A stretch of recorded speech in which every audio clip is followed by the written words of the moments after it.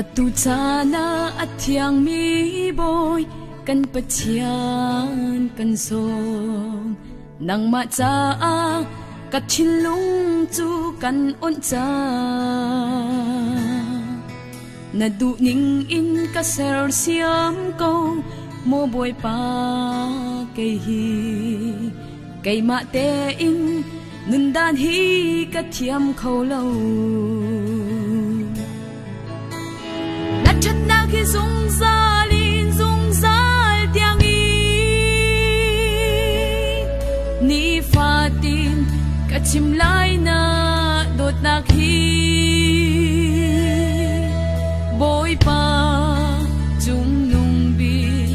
pachia na si Bale bale chil vial te ni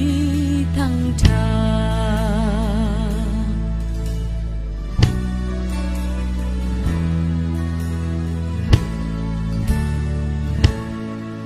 Mo ka thar rau thâu la boy pa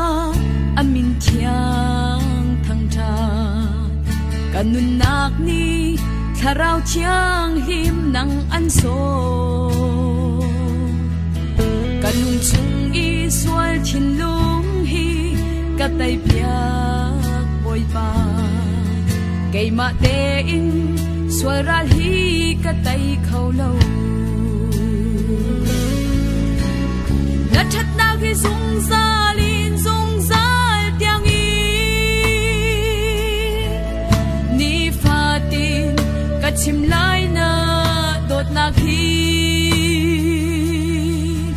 boy pa chung nung bi pachia na si bale bale thil vial te ni thăng tha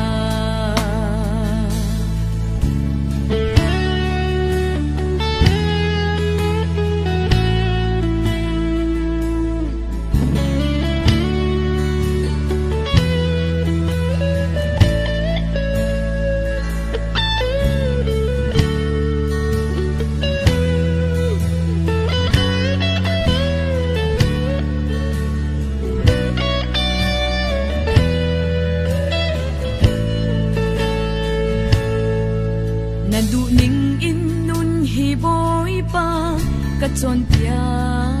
kay hi kay ma te in kanun na khi tha khâu lâu nang ma bom na tel lâu a chun mi swal di kay hi a thong mi na kut sak in lam ka shwai lo na chat na khi zung za lin zung za